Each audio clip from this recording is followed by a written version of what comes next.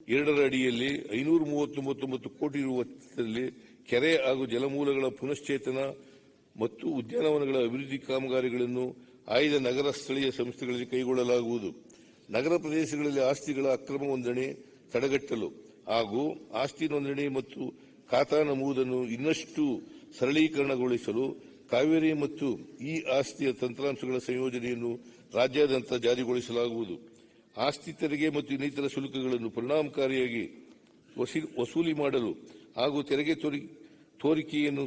ಸೋರಿಕೆಯನ್ನು ತಡೆಗಟ್ಟಲು 3D drone ತಂತ್ರಜ್ಞಾನವನ್ನು ಬಳಸಿಕೊಂಡು ಸ್ವತ್ತುಗಳ ಮ್ಯಾಪಿಂಗ್ ಮತ್ತು ಮರುಮೌಲ್ಯಮಾಪನವನ್ನು ಕೈಗೊಳ್ಳಲಾಗುವುದು. ನಗರ ಸ್ಥಳೀಯ ಸಂಸ್ಥೆಗಳಲ್ಲಿನ ಆಸ್ತಿ ತೆರಿಗೆ ಮತ್ತು ನೀರಿನ ಶುಲ್ಕವನ್ನು ಸಮರ್ಪಕವಾಗಿ ವಸೂಲು ಮಾಡಲು ಸ್ಥಳೀಯ ಮಹಿಳಾ ಸ್ವಸಹಾಯ ಗುಂಪುಗಳ ಸೇವೆಯನ್ನು ಪಡೆಯಲಾಗುತ್ತಿದೆ. ನೇರ ಪಾವತಿಯಡಿ ಕೆಲಸ ನಿರ್ವಹಿಸುತ್ತಿರುವ 24,005 ಪೌರ ಕಾರ್ಮಿಕರನ್ನು ಈಗಾಗಲೇ ಕಾಯಂಗೊಳಿಸಲು ಸರ್ಕಾರದಿಂದ ಅನುಮೋದನೆ ನೀಡಲಾಗಿದೆ. ನೇರ ನೇಮಕಾತಿಯಲ್ಲಿ ಬಾಕಿ ಉಳಿದಿರುವ ಪೌರ ಕಾರ್ಮಿಕರಿಗೂ ಹಂತ ಹಂತವಾಗಿ ಕಾಯಂಗೊಳಿಸಲು ಕ್ರಮ ವಹಿಸಲಾಗುವುದು.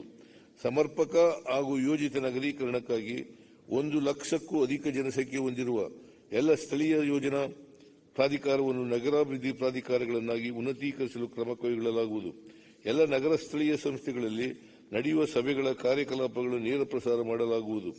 ಮೈಸೂರಿನ ಪ್ರಖ್ಯಾತ ಲ್ಯಾನ್ಸ್ಡೌನ್ ಕಟ್ಟಡ ಮತ್ತು ದೇವರಾಜ ಮಾರುಕಟ್ಟೆಯನ್ನು ಪಾರಂಪರಿಕ ಶೈಲಿಯಲ್ಲಿಯೇ ಅಭಿವೃದ್ಧಿಪಡಿಸಲು ಕ್ರಮ ವಹಿಸಲಾಗುವುದು.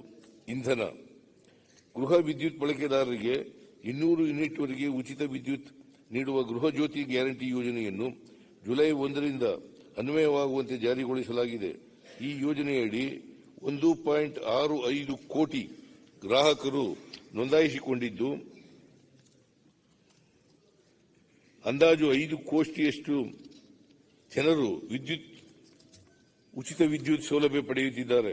ಇದರೊಂದಿಗೆ ಕುಟೀರ ಜ್ಯೋತಿ, ಭಾಗ್ಯ ಜ್ಯೋತಿ, ಅಮೃತ ಜ್ಯೋತಿ ಮೊದಲಾದ ಯೋಜನೆಗಳ ಫಲಾನುಭವಿಗಳನ್ನು ಸಹ ಗೃಹ ಜ್ಯೋತಿ ಯೋಜನೆಯ ವ್ಯಾಪ್ತಿಗೆ ಸೇರ್ಪಡೆಗೊಳಿಸಲಾಗಿದೆ. ಅಲ್ಲದೆ 40 ಯೂನಿಟ್ ಒಳಗಿನ ಸರಾಸರಿ ಬಳಕೆಗೆ 10% ಹೆಚ್ಚುವರಿ ವಿದ್ಯುತ್ ಬದಲಿಗೆ 10 ಯೂನಿಟ್ಗಳಷ್ಟು ಹೆಚ್ಚುವರಿ ವಿದ್ಯುತ್ ಅನ್ನು ಒದಗಿಸಲು ತೀರ್ಮಾನಿಸಲಾಗಿದೆ.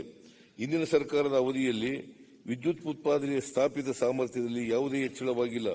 ಮುಂದಿನ 7 ವರ್ಷಗಳಲ್ಲಿ ಇಂಧನ ವಲಯಕ್ಕೆ ಹೆಚ್ಚಿನ ಬಂಡವಾಳವನ್ನು ಆಕರ್ಷಿಸುವ ಮೂಲಕ ವಿದ್ಯುತ್ ಉತ್ಪಾದನೆಯ ಸ್ಥಾಪಿತ ಸಾಮರ್ಥ್ಯವನ್ನು 32,000 ಮೆಗಾವ್ಯಾಟ್ನಿಂದ 60,000 ಮೆಗಾವ್ಯಾಟ್ಗಳಿಗೆ ಹೆಚ್ಚಿಸಲಾಗುವುದು.